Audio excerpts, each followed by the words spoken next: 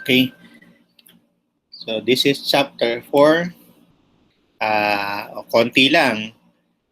The content of the lecture for today are the expected learning outcomes, the developing, how to develop a competitive strategy, uh, distinctive aspect of the two competitive strategies, and then management techniques na pwede natin gamitin sa cost management natin, cost management system. Okay, ito yung expected from you. You should be able to understand the basic approach of how firms' competitive strategies develop, explain the strategic measure of success, financial and non-financial, describe the critical success factors in a business firm and how they can be measured, explain the consequence of lack of strategic information, and then describe the basic strategies, namely cost leadership and product differentiation. And then, ito yung madami, describe the following management techniques: TQM, just in time, and so on and so on. Okay, so let's go over first yung developing a competitive strategy. So we have learned that strategy is the means for you to achieve your objectives or your mission. Kumbaga siya yung nagiging way for you to check whether your capabilities or your resources can match the demands or opportunities in the market. Siya yung nagdi-link, nagbibigay ng means or ng way for you to link your resources to the demands of the market. So, paano natin ba dinidevelop itong competitive strategy natin na to? By the way, yun yung strategy, no? And then we include the term competitive dun sa word na strategy. So, kung yung strategy is the means, that strategy should be competitive. Kumbaga, there's parang strength over it. Merong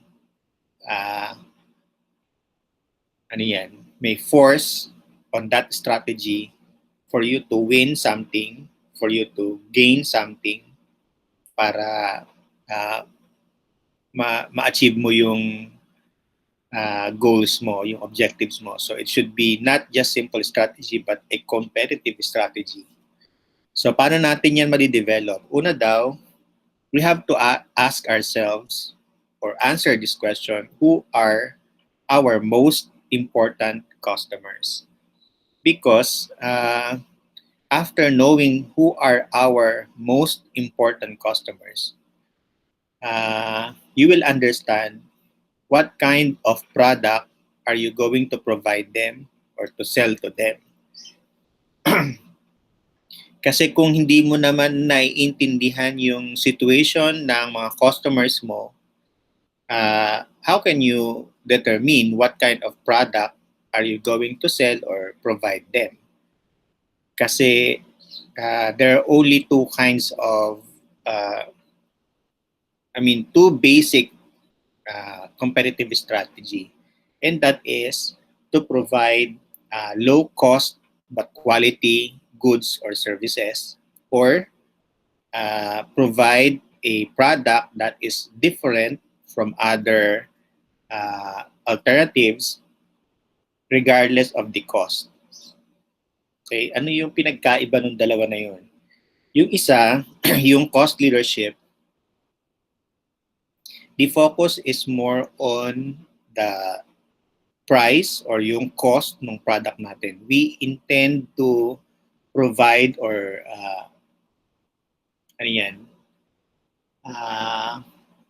compete in the market in a way that our product is the lowest price or at the lowest cost. Pinakamura, but of course with quality. Pero pinakamura yung ating product. That is your competitive strategy for you to win in the market. Or ang strategy mo is regardless of the price, pero yung product mo naman, kakaibang kakaiba, lalo na kung nag-iisa lang siya sa buong mundo. 'Di ba? Kaya regardless of the price, unique naman, super unique, very limited, nag-iisa lang siya,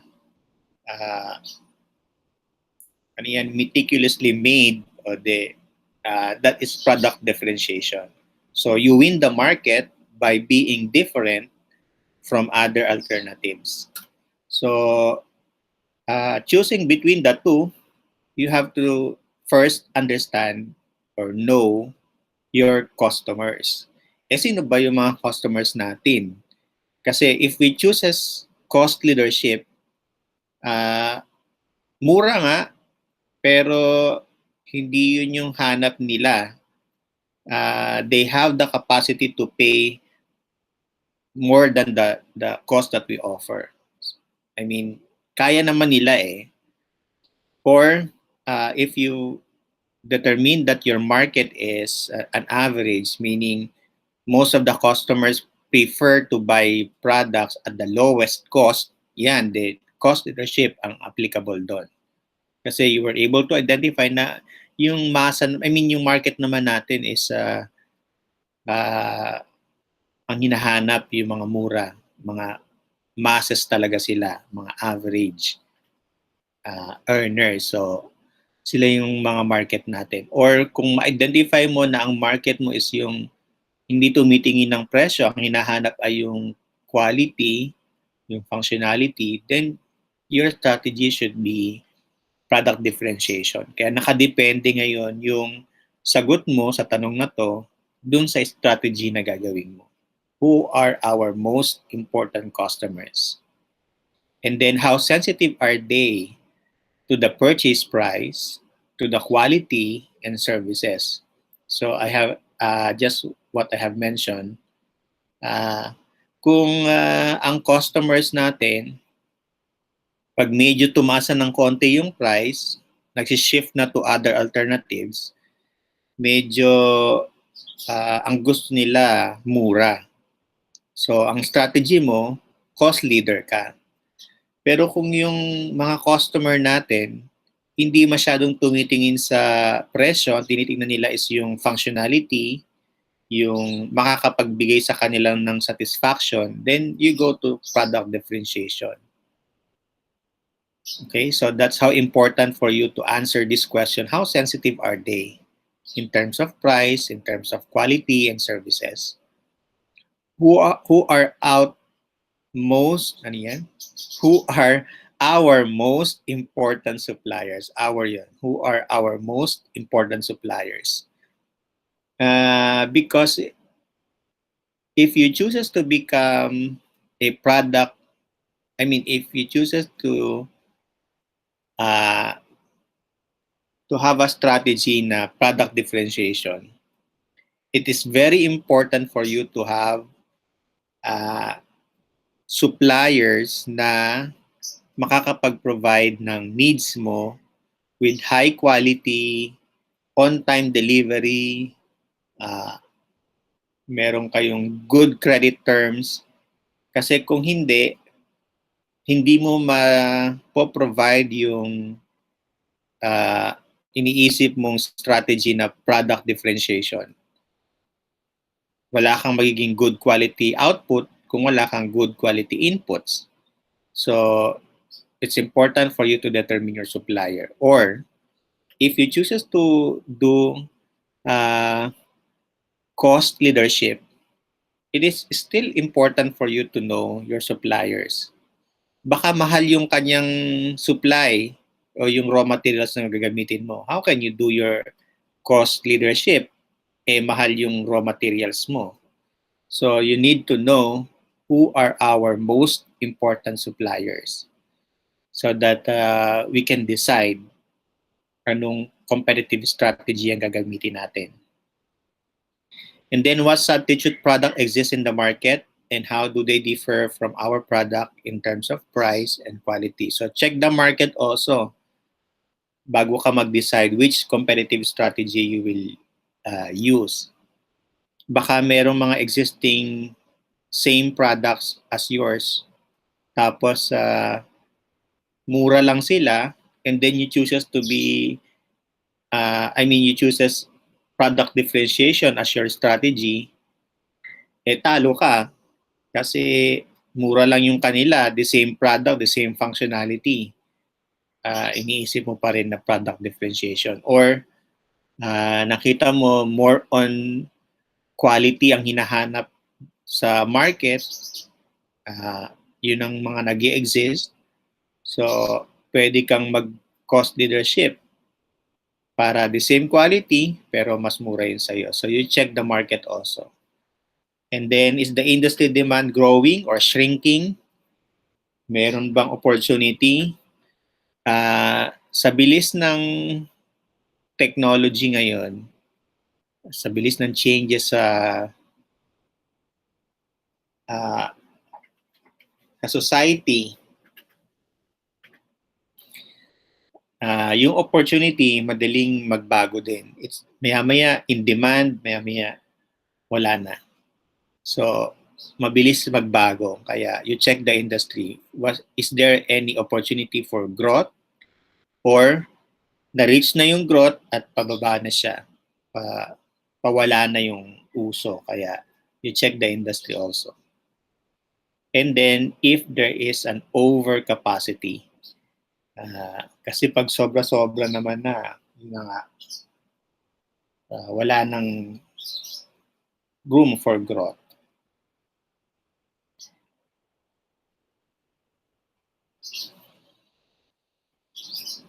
Okay, next is strategic measure of success. Ngayon, sa development of cost management system kanina, sa discussion natin, it is actually important for the management to determine how to measure, not the measure itself. Dapat mas maintindihan mo muna bago ka mag-set up ng cost management system. Maintindihan mo muna paano ba kasi ini-measure. Importante yung how to measure the success. Madali na kasi yung output nun o yung result nun. Yung data na magagather mo, madali lang yun kunin. Pero kung paano siya sukatin, halimbawa, it's easy for us to say maganda at saka pangit. Okay? It's easy for us to say that, uy, maganda yan. Pero, how did you know na maganda? What are the measure? How to measure beauty or how to measure prettiness? Diba? You have to set your measure. Is it in terms of height? Is it in terms of color? Is it in terms of numbers of customers or numbers of time it is patronized? Ganon. So madami kang means on how to measure that success. So the first thing you should establish is how are we going to measure? Okay, hindi masyado nang mahalaga yung sukat mismo kasi madaling kunin 'yon. Halimbawa sinabi mo height, kuha mo agad yung height. 5'10 lang siya or 5'4 lang siya. Okay, but how are you going to say that this is beautiful? Yung measurement na yun yung importante. Okay, so in short, ito sa next topic is some of the measure that we can use. It's either financial and non-financial. So, pwedeng growth in sales, cash flow, stock price. Okay, meron ba? Ito pala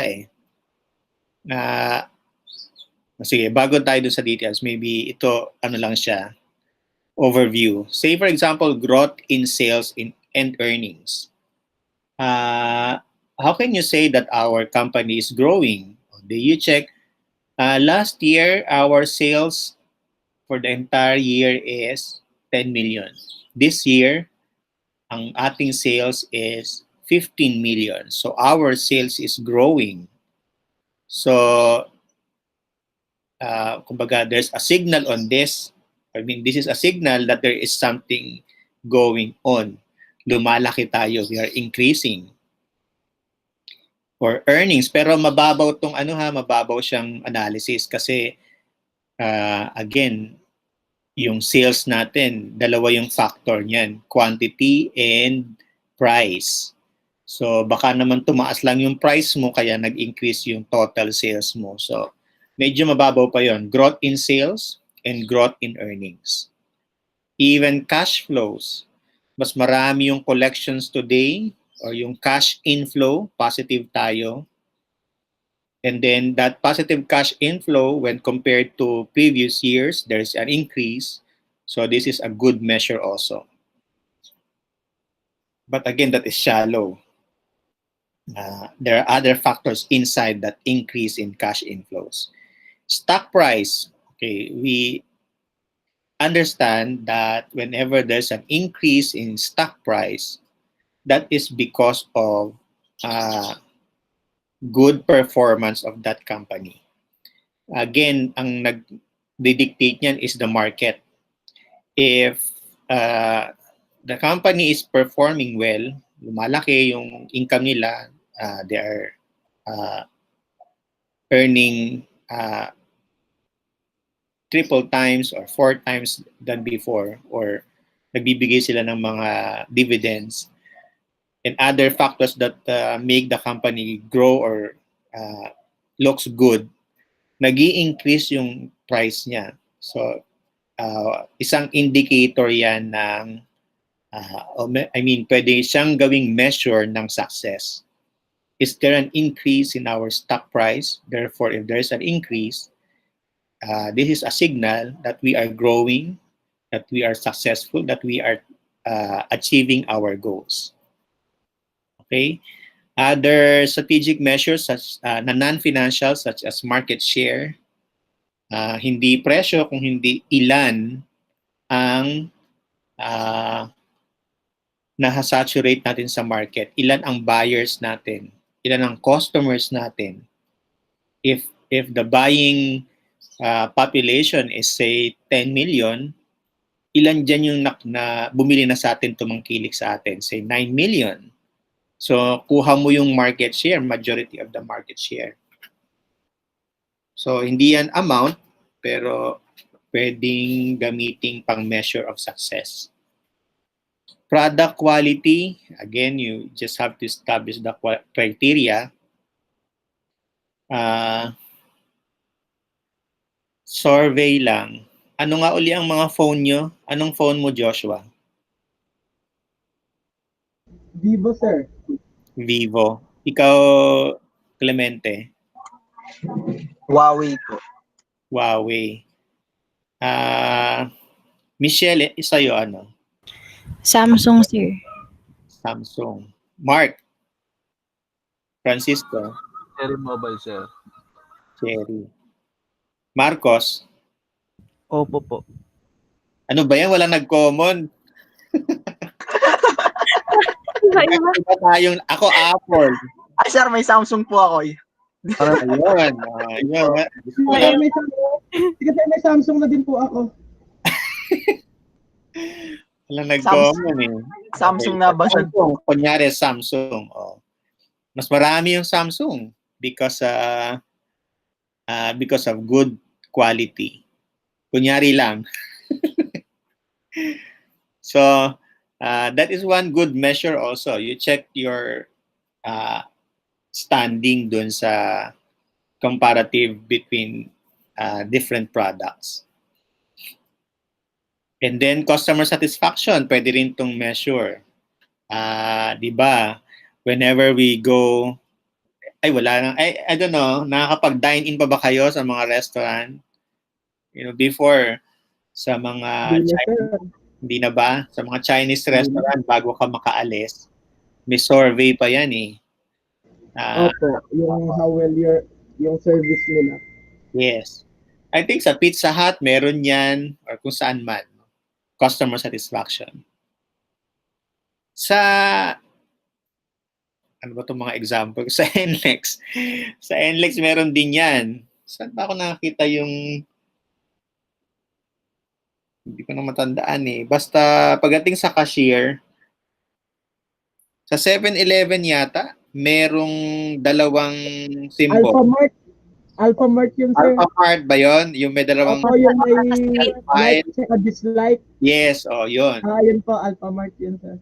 Yun. So, pwedeng pang yun, isa din yun sa strategy, pang measure ng success. Ilan ang pumindot ng smile, ilan ang pumindot ng sad.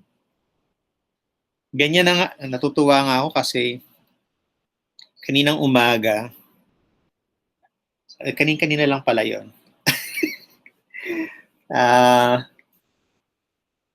was thinking about yung social media because I read a post about appreciations of husbands.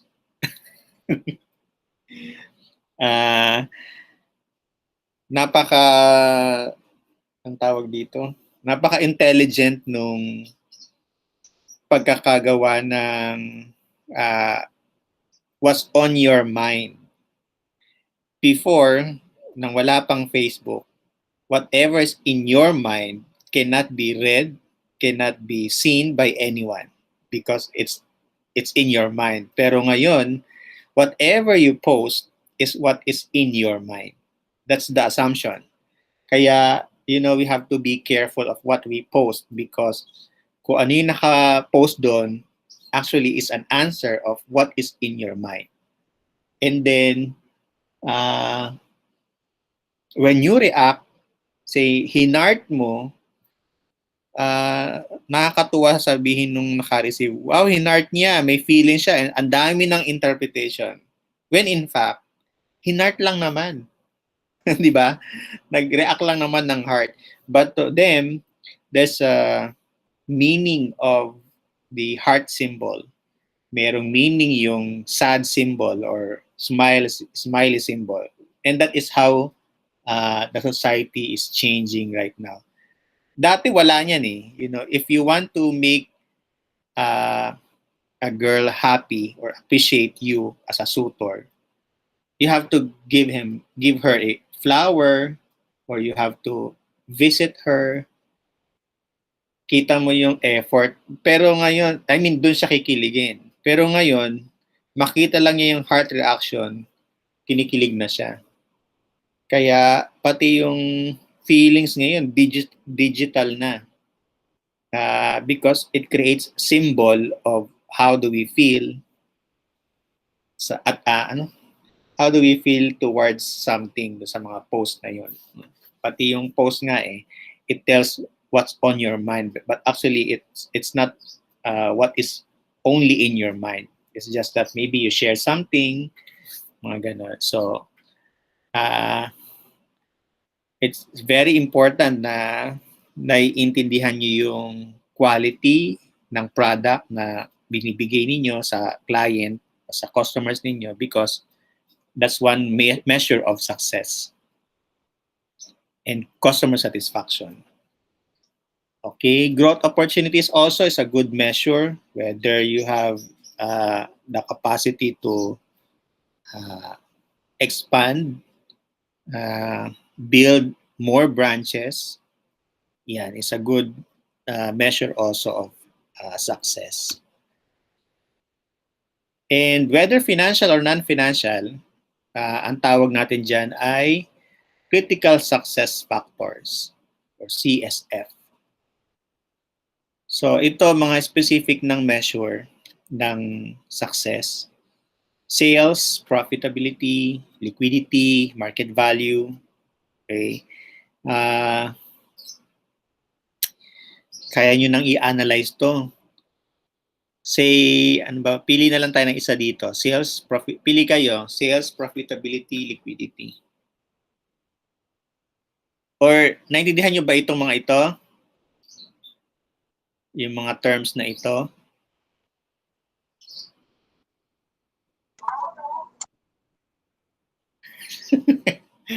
Very good.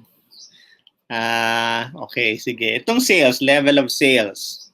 So, say, ang pinili mong CSF or critical success factor is yung sales. You will look at the sales. Ano ang sasabihin sa atin ng sales? Ano ang implication niyan? Ano ang interpretation natin dyan?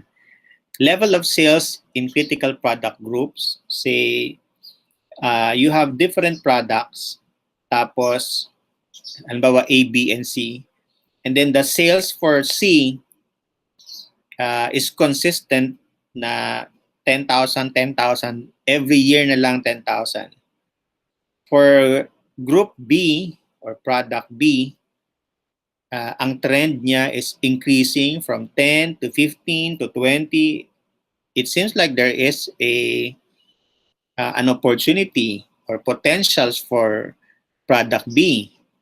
Yun namang product A, in terms of sales, is decreasing. It seems like product A is already declining or in the decline stage na yung product na yun. Hindi na nagiging uso. So, sales is a good measure of success. So, you can now make a decision of what to do on product A, what to do on product B, and what to do on product C. So, kasama dyan yung sales trend, percent of sales from the new product, sales forecast accuracy. So, yan yung pwede mong ways to measure the success. So, yung profitability naman, tandaan nyo lang na pag nakikita mo yung word na profitability, parati siyang nakakonekta sa net income. Yung sales natin ay turnover. Pero yung net income is more on returns, profitability, yung balik. Okay, so check mo yung income, profitability, earnings from operation, that's net income, earnings trend, last year or 5-year net income mo, i-compare mo, pwedeng by product, pwedeng by department, pwedeng by branch. So, pwede mong basagin, magkaroon ka ng analysis dun sa mga net income mo. And dividend growth. Yung dividend growth natin is the ratio of the dividend distributed to our stockholders, and then you compare it to this year or maybe from last year, whether there is an increase in dividend.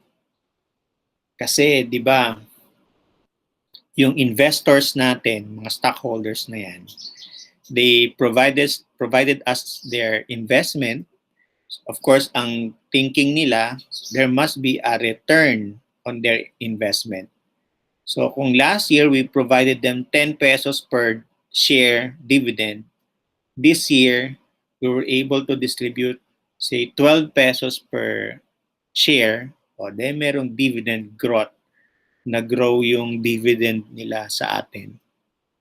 And that is a sign of success. Kasi you cannot distribute dividend naman kung wala kang kinita. Kung lugi ka, ba't ka magdi-declare ng dividend? So, it's a good measure of success. Liquidity is about availability of cash. So, cash flow, trend in cash flow, interest coverage, asset turnover. Ito yung mga turnover na sinasabi ko kayo. Pag sinabing turnover, yung ikot yon.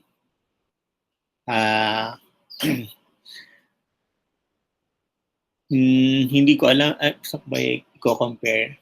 Alam niyo yung magtataho. Alam niyo ba yung taho? Yes po. Yes po. Very good. Kasi bihira na lang yung taho yata ngayon eh. Pero dito sa amin, meron pa magkataho. Quarantine po eh. Pero yung kataho namin dito, naka-tricycle. So, share siya. Ngayon, yung magtataho na yun, Naka-kotse. wow! Yung magkataho, umiikot yan eh. Para, of course, para magbenta. Ngayon, pag nauubos yung paninda niya, sometimes kukuha ulit siya kung maaga pa and then ikot ulit. Pero kung nakaisang ikot lang siya, that is his turnover.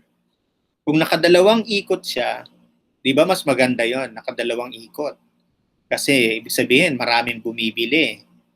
Lalo pa kung nakatatlong ikot siya. Sa isang araw lang yon. So that is turnover. The faster na bumabalik ka dun sa base mo, the faster the turnover is, the better. Pero hindi po siya ibig sabihin mas maraming turnover is good na, hindi rin. Pag sobrang bilis din nung turnover mo, meron din yung implication, it's not good. Okay, so you have to compare it to your competitors or to the industry where you belong. Ano yung normal rate of turnover? Kasi pag ikaw naman yung sobrang bilis, ay may implication yun. It may affect your business kasi sobrang bilis ng turnover mo. Hindi yun din okay. Halimbawa,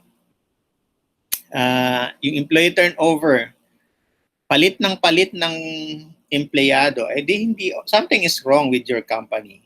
Diba? Bakit parati sila nagre-resign? Ewan ko, basta mataas ang turnover ng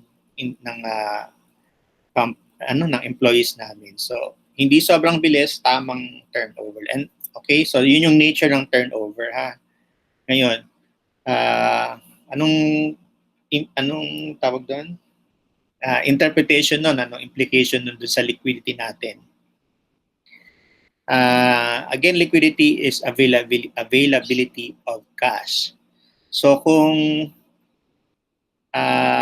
yung inventory turnover mo is enough, therefore, nakaka-generate ka ng cash kasi umiikot yung inventory mo. Kung hindi yan umikot, isang taon na, hindi pa nakakaisa o nakaisa lang. So yung binili mong paninda, isang beses lang nabenta sa loob ng isang taon. At wala kang cash. Hirap na hirap ka sa cash nun. The whole year, kakaunti yung cash mo. Receivable turnover, yung pautang mo, ilang beses siyang nakolekta, napautang.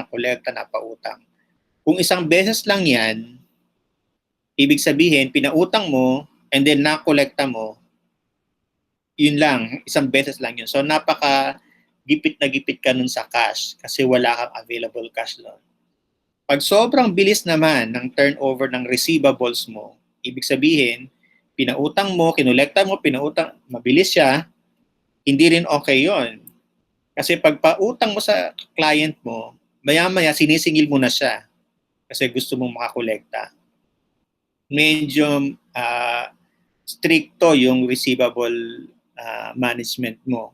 And it's not okay kasi sabihin ng client mo, kakapautang mo pa lang, nandiyan ka na, iningil ka na agad.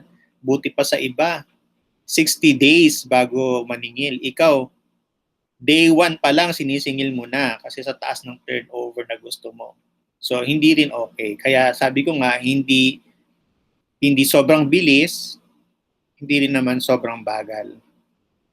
You have to know the rate of turnover.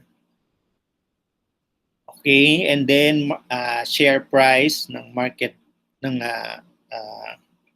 share mo, market value ng share mo. I think na-explain ko to kanina. You have questions sa financial measure? Wala naman po, sir. Okay, I think it's clear. Let's go to non-financial. Parehas lang to kanina. Customer satisfaction, customer returns and complaints, customer survey.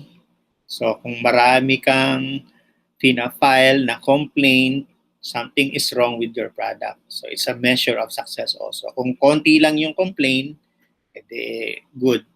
Kung marami kang nakukuhang smiley kaysa sa sad, edi that's a good measure of success. Dealer and distributor coverage and strength of dealers and distributor channel relationship. Example, number of dealers per state or region. marami kang reseller, marami kang distributor, maraming gustong mag-agent sa'yo. So it's a good measure of success also. Kung wala, something is wrong. Marketing and selling, trends in sales performance, training, market research activities, measured in hours or peso. Marami kang ginagawang training, it's either good or bad. Kasi ibig sabihin lang nun, kung maraming training, it's either hindi okay yung mga employees mo or you have a lot of new employees because your business is growing and therefore you have to do some training. Okay, and then timeliness of delivery, on-time delivery performance, time from order to customer receipts. This is a good measure also. Hindi siya pesos, pero yun daw oras from your warehouse to your customer's house, mini-measure mo yung time or maski yung number of days na ma-deliver mo siya. So it's a good measure. Kung na-comply mo yung delivery time mo, it's a good measure. Kung hindi naman, something is wrong. Baka yung mga driver mo, baka yung delivery vehicle mo, something is wrong na nagkakaroon ng aberya sa daan. So, kailangan mong i-check. And then, in terms of quality, katulad kanina, customers' complaints, warranty expense. Pag lumalaki yung warranty expense mo, it's a sign na merong problem dun sa quality ng product mo. Kasi ang daming nagki-claim. So, ibig sabihin, ang daling nasisira ng mga products. Lumalaki yung warranty expense. Okay. Internal business processes.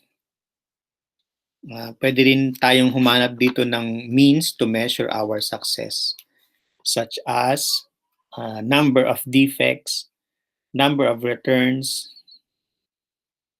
customer survey, amount of scrap, amount of rework, field service reports, warranty claims, vendor quality defects, productivity like cycle time. Yung cycle time is from raw materials to finished product. Di ba sa cost accounting natin, may process costing. So yun daw time from getting your raw materials to the warehouse up to the time it is finished, inoorasan din yun. So kung medyo bumabagal because of inefficiencies such as machine breakdowns, yung mga tao, mga laborers natin nagbe-break or nag-absent, labor efficiency, or there are a lot of waste or rework and scrap that affects the time to finish the product. It's a measure also whether we are achieving our goals or not. Flexibility, set up time, cycle time. Baka merong mga bagong orders tapos meron siyang time frame kung kailan mo siya dapat ma-deliver and then hindi mo siya magawa or mako-comply within that period kasi yung setup of your processing requires additional time, then something is wrong. So, dapat check mo din yung setup time natin. Kumbaga, whenever there's a new order, kaya ba natin siyang supplyan with our current status? Baka naman magsiset up pa tayo, mahirapan tayo, so hindi pwede. Equipment readiness, downtime, operator experience, machine capacity, okay, maintenance activities. Ito yung mga ways to measure your readiness to accept new orders. Kasi yung mga downtime na to, hindi naman may iwasan to even repairs. I guess you should realize now na kapag nakakita ka ng machineries and equipment account, automatic yon merong maintenance and repairs. Imposibleng wala kasi meron bang makinang hindi nasira or hindi na repair? I think all machines are subject to maintenance and repairs. And imposibleng walang downtime yon. Unless you bought that machine or equipment and you did not use it for the entire year. Pero meron pa din yung depreciation. Okay, safety, like numbers of accidents, effects, and accidents. So ito pwede ring measure inside your business. Ilan ng mga employees natin nagkasakit, na nagkaroon ng aksidente, nagkaroon ng aberya. So it's a sign also whether our processes is working well or there is a need for us to change it, to improve it kasi maraming accident. Okay, and then learning and innovation. Ito daw yung mga example ng pwedeng pang measure din. Numbers of design changes, numbers of new patents of copyrights, skills of research and development staff, gaano karami ang na ipapa-register natin, napapapatent natin, numbers of design changes, paulit-ulit yung designs, ilang beses yan nag-change. So yan, pwede ring measure of success yan. Kasi kung pabago-bago ng design, it's either something is wrong with the procedure or the process, or there is an increase of customers' demand in terms of flexibility or customization. So, i-check mo na lang yon. Pero pwede mong gamitin pang measure yan, numbers of design changes. Timeliness of new product, numbers of days over or under the announced ship date. Yung katulad kanina, no, timeliness of delivery. Kung nag-over ka o nag-under ka. Kaya be careful of your commitment to ship. Kasi sabihin mo, opo, 20 days lang, nasa bahay nyo na yan. So be careful on that kasi that will serve as your basis whether you are under or over dun sa number of days that you announce as the shipping date. Numbers of training hours, amount of skills, performance improvement, like I've mentioned kanina, pwede itong positive or negative. Numbers of training hours, ang tagal, no? Paulit-ulit yung training mo. It's either hindi talaga sila natututo or there are a lot of new employees because of expansion that you need to hold training for them. Employee turnover, numbers of complaints, employee survey, like I've said, ayan, employee moral yan. Kung madalas o marami nagre-resign, maraming umaalis, madalas nagpapalit ng empleyado, something is wrong with the operation. Baka hindi sila masaya, hindi sila satisfied, kaya naghahanap ng ibang trabaho. Competence, rate of turnover, training, experience, adaptability, financial and operating performance measure. Siguro doon ang magandang measure dito is yung experience. That is why it's important for us to be involved in different activities kasi experience develop our competence. Yung mga bagay na hindi mo alam tapos natutunan mo, it's a good measure of competence. Kung dati hindi ka marunong magtanim, ngayon natuto kang magtanim, it's a measure of competence. Dagdagan yung kakayanan mo. So, we have to have experience, different experience. Other factors such as government relations, numbers of violations,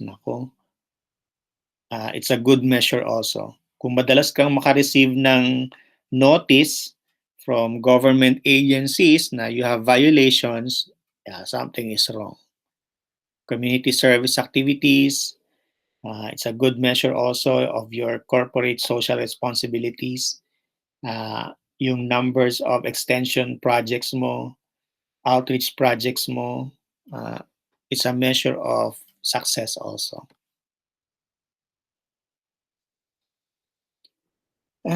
Okay. Siguro, okay. Tapos natin itong last two slides. 11, ano na eh. Okay lang ba? Yes, sir. Sige, parang nauubos na yung boses ko eh. Consequence of lack of strategic information.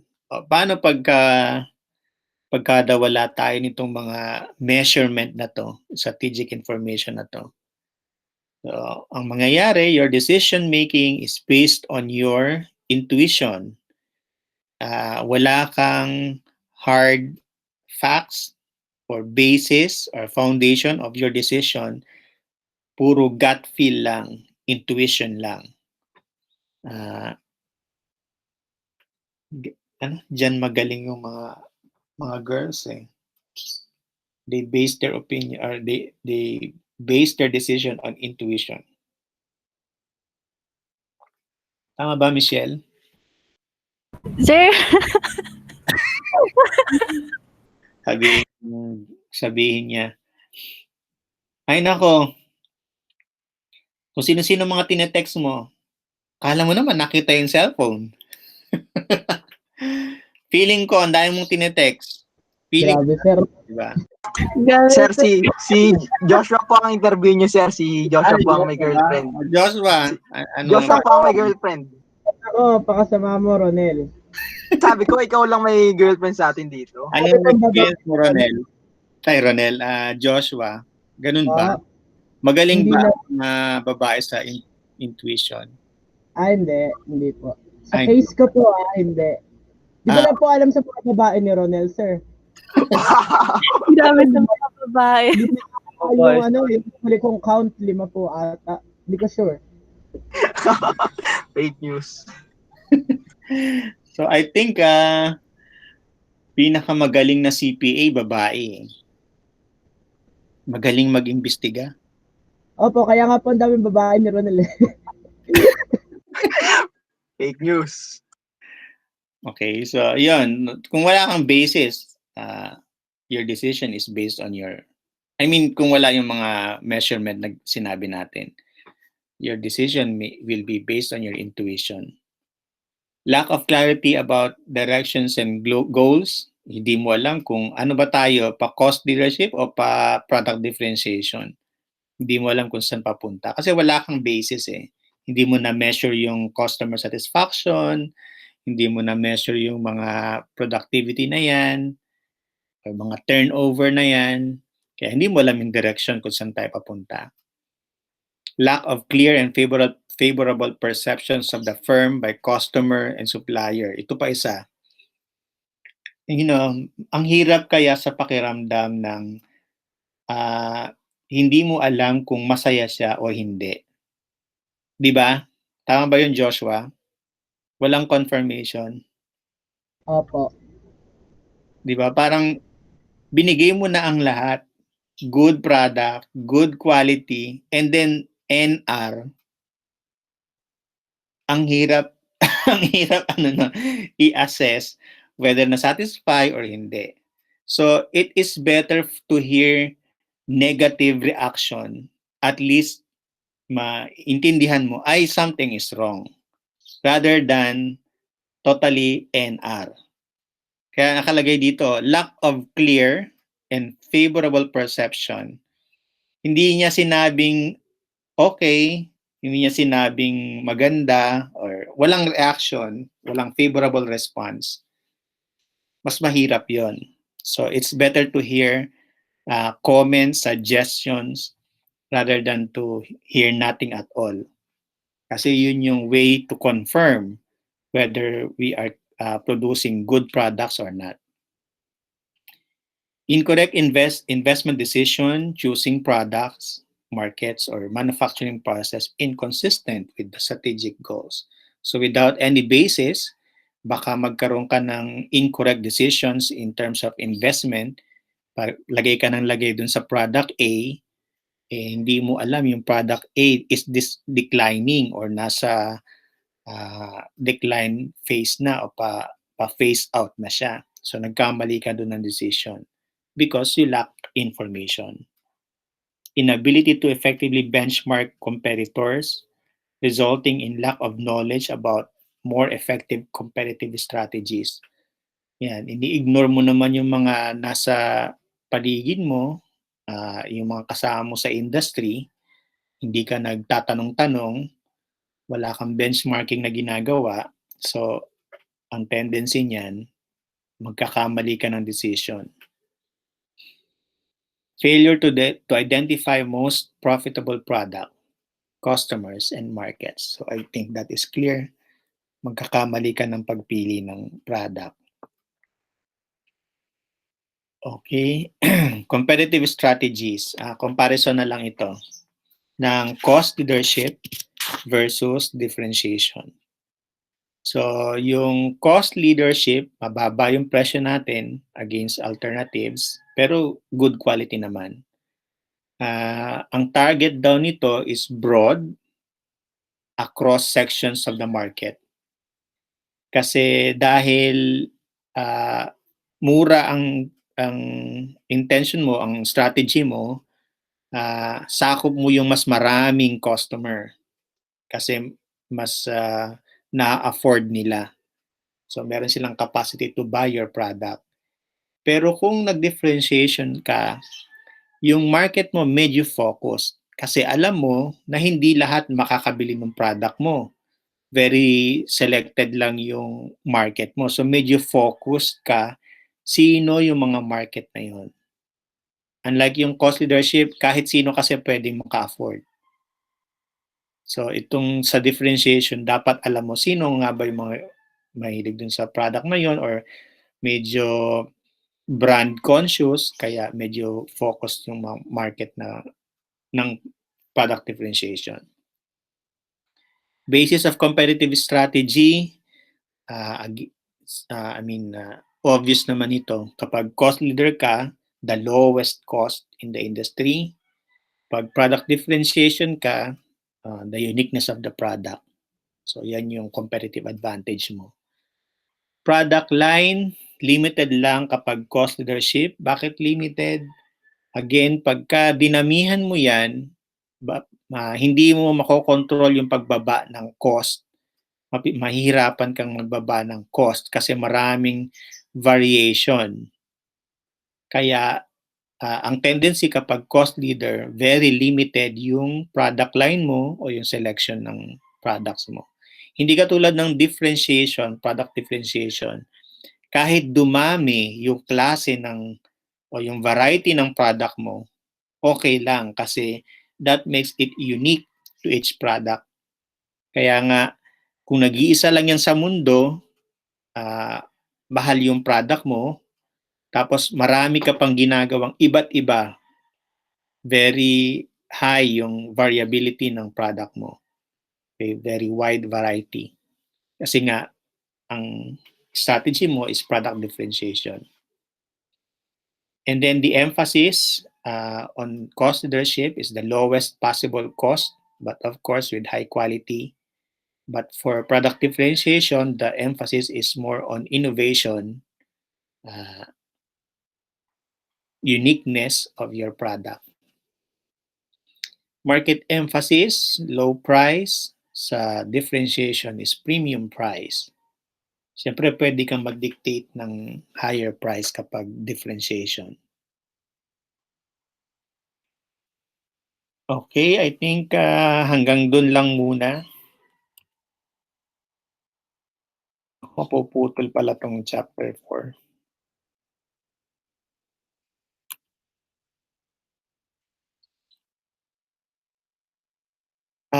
Kaya siguro natin tapusin, no? Tapusin natin. Sige po. Nakikinig lang naman kayo eh. Sige po, sir. Okay. Just an overview of the remaining topics or the other topics in the book. No? So, overview lang. Hindi natin muna discuss in details. Just parang appreciation lang of what are these terms or these techniques. So, TQM, there's a separate discussion of this sa chapter 6 yata. This is about a technique in which the management develops policies and practices to ensure that the firm's product and services exceeds customer expectation. So therefore, nagsiset sila dito ng mga specific procedures and policies para ma-reach yung target product description niya, product specification niya. Very systematic yung way ng pag-produce ng product niya dito. So, meron silang i-apply na mga policies and procedures. Just in time, we have this already in cost accounting. Ito naman, ang strategy niya, we will only buy the raw materials when needed. Kapag kailangan na rin nating mag-deliver sa customer natin, doon lang siya bibili. So this is also a good technique for cost management to provide the goods and services to our customers. Process reengineering, an approach where a business process is diagrammed in details, questions, and then completely redesigned in order to eliminate unnecessary steps, to reduce opportunities for errors, and to reduce cost. Itong process reengineering is medyo, anong term ang tama doon? Drastic, radical. This is a radical approach because imagine, i-detalye mo yung proseso mo and then you check whether each process or each step adds value to dun sa product natin. If you find that this step or a particular step does not add value to our product, ang gagawin mo, you will eliminate it. What if that step ay merong person involved or merong machinery already invested on that, tapos aalisin mo, medyo radical yung approach na yun. Kumbaga, aalisin mo kasi, i-eliminate mo. And then you redesign again the process. Okay? Of course, the intention is to reduce cost. So, medyo, ayun na nga, radical yung step na ito, yung technique na ito. But some companies do this process reengineering. And then benchmarking studies the best practices of other firms or other units with the firm for achieving critical success factors. So dito naman, ang ginagawa mo, dalawang klase ito eh. You do benchmarking outside or you do benchmarking inside your company. Yung benchmarking outside, you go to your competitors or your allies or the same business with you in the industry, and then you check paano sila nagpa-process, anong ginagawa nila, and then you either copy it or modify it or adapt it if it is applicable to you.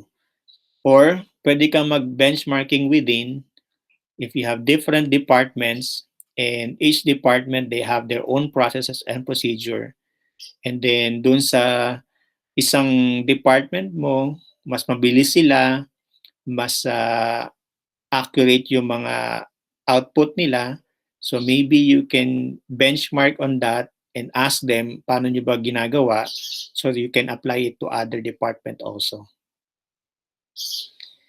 Mass customization is also a technique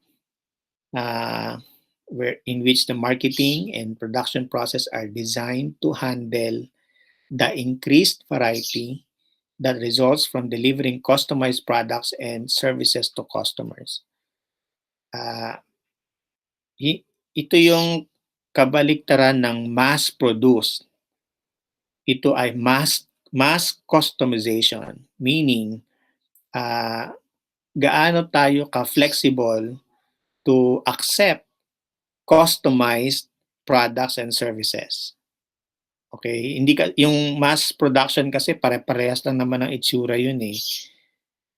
Pare-parehas ng size, ng color and all. Ito magkakaiba ito kasi customized. Pero how effective or how flexible are we to accept this kind of orders na magkakaiba? And then, kaya ba natin to marami, mass customized?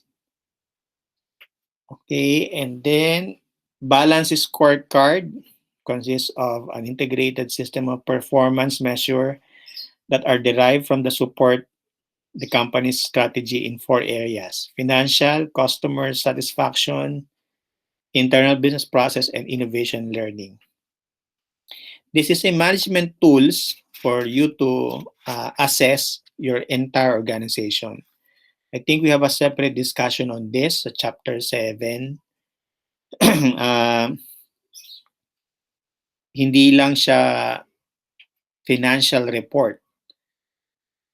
Kumbaga yung report mo may kahalong customer satisfaction, may business processes, and I mean yung internal processes mo, and then yung external, whether there are innovations and learnings outside. Ngayon, ang ginagawa sa balance scorecard, chini-check each category, financial, customer, internal, whether increasing or decreasing or greater than or less than the other. Tapos binabalanse. Paano yun? Halimbawa, tumaas ang ating financial report, meaning tumaas ang income natin. Pero sa customer satisfaction, ang baba natin. Paano nangyari yun? There's an imbalance. Tumaas ang income, pero unsatisfied. So you check the financial statement. Baka kaya tumaas lang yung income natin because nagtaas lang yung presyo. It's not because there is an increase of quantity being sold. Kasi hindi naman satisfied yung mga customer natin. And then you check it also sa internal processes mo. If there are a lot of failures, a lot of indicators na hindi good yung processes mo, and yet tumaas yung income mo, there's an imbalance. So you have to check also. And then innovation and learning. So anyway, we will go into details of this sa chapter 7. ABC costing, somehow we were able to expose to this kind of strategy sa cost accounting na you make an analysis of tracing cost to product or to individual customers. You base the cost to be added on your production on the activity that is more relevant dun sa pag-produce ng product natin. So, kanina yung sinabi ko nga na instead of basing it to the labor, baka mas relevant na yung machine hours, machine output. So, hindi na natin gagamitin yung labor. We base it on activity. ABM, ano ba itong ABM? Activity-based management uses activity analysis to improve operational control and management control. So, it has strategic tools for those with complex operation or great diversity of products. So, ang ginagawa mo dyan, you base it on how complex is your activity, your operation. Baka meron ka mga products na kakaiba dun sa ibang mga product lines mo. So you set up another set of management to that. Tapos you analyze whether that management performs well over the other product. So you base it on the management activity based on their operation. Kung branches naman, pwede rin yan, ABM. You have different branches. You compare the performance of branch A over branch B para ma-identify mo kung anong step na gagawin mo sa kanila. Theories of constraint emphasize the importance of managing the organization's constraint or barriers that hinder or impede progress towards an objective. So dito, instead of focusing on the output o yung result, you focus on what makes it or what hinders it. Ano yung mga constraints natin. Hindi yung doon ka nag-focus sa result, sa output. Kung hindi, ang i-check mo, saan ba yung limitations natin? Saan may bottleneck? Saan may kulang? So you will be managing the constraints. Okay, and I think sa chapter 8 ito. Life cycle costing, okay. Ito naman, we view our product in a way na meron siyang cycle sa market that is from introduction to anong tawag doon? Introduction hanggang sa maging phased out na siya or obsolete na siya. So if that is the case, hindi raw natin siya i-cost lang hanggang sa ma-produce lang. Because when we introduce it to the market, hindi yun natatapos doon. They will consume it, they will use it, tapos if there are defects or there are accidents na nangyari, we have to recall it, may cost yun, merong warranty yun, may cost uli yun sa atin. Kung tatawag naman sila sa atin, may customer complaints, may cost uli yun. So, we cost our product based on the life cycle of the product in the market, including hanggang sa ma-dispose siya or totally ma-obsolete siya doon sa market natin. So, that's life cycle costing. Target costing involves the determination of desired cost for a product or the basis of a given competitive price so that the product will earn a desired profit. Okay. So, sa target costing naman, we will not base our cost on the computed production cost, yung raw materials, labor, and overhead. What we do is baliktad. We set the price and then we deduct our desired profit and therefore that will be our cost. Baliktad, no? So wala pa yung cost mo ng materials, labor, and overhead. Iniisip mo agad yung presyo niya. And then pag minus mo yung desired profit mo, say ang na-compute mo ay 20, yun yung target cost mo. So if that is your target cost, 20, yung raw materials mo, yung labor mo, yung overhead mo will be adjusted to fit doon sa 20 pesos cost mo. Pagka hindi nag-fit, mag-exceed ka doon sa target cost, you have to adjust. Kasi hanggang 20 ka lang. Either you buy a cheaper raw materials or reduce the cost of labor or reduce the overhead. Kasi meron kang target cost. Okay, computer-aided design and itong computer-aided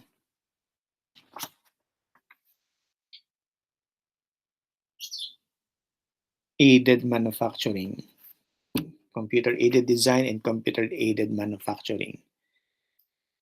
Simple lang, the use of computer in your manufacturing processes. Yung isa is aided design. Yung isa is about using the computer for planning, for implementation, and control of production.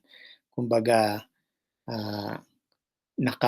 may software ka, may program ka on how to control the machineries in terms of output of size, yung cut niya, yung speed niya.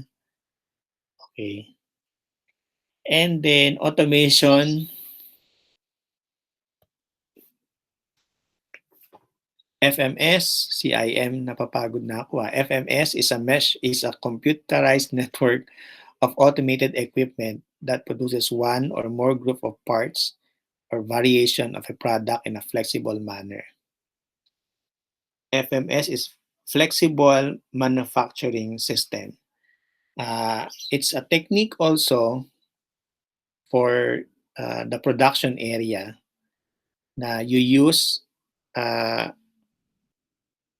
computers or programs na hindi mo na masyadong babantayan. Naka-automate siya. If there are variations in the parts, say, kailangan mo lang i-adjust ng 1 inch to from 2 inch gagawin mo lang 1 inch. Hindi siya komplikado, madaling i-adjust.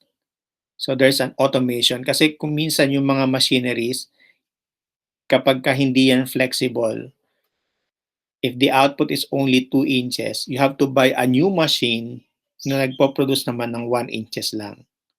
Okay, sometimes ganun yung situation. Hindi siya flexible. But some companies, they apply automation that if there is a need to at least decrease the size, madali siyang gawin. And that is flexible manufacturing system. Yung CIM is Computer Integrated Manufacturing. It's like also FMS. It's just that naka-integrate na yung mga functions na yon. Alam na agad nung machinery if there's a need to adjust. And then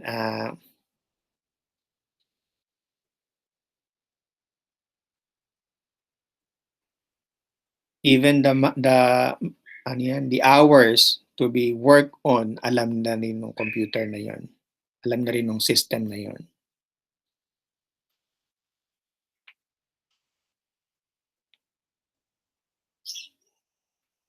Okay.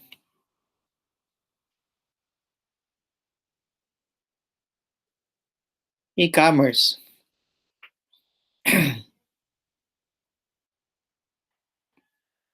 The use of internet in conducting business. I think we have dwelled more on this kanina. You don't have to set up a store for you to distribute your product. Pwede na ring online. Just post it. Tawag doon cyberspace. Meron ka ng sariling pwesto sa internet. And then value chain, an analysis tools that firms use to identify specific step. So ang ginagawa dito, parang ano yan, yung redesign kanina, process redesigning o process re-engineering na nilalatag mo lahat ng activities and then you check whether each activity adds value to that processes, and we call that processes as chain. Kaya tinawag na value chain. And then you identify whether yun nga value adding or not. If it is not value adding, you have to either modify it or totally eliminate it.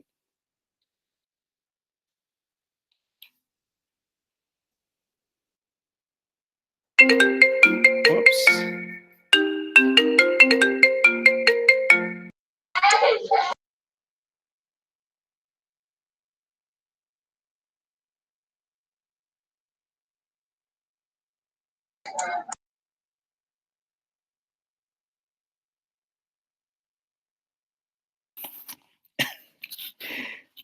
Sorry, may call. Okay, I think that's it for now.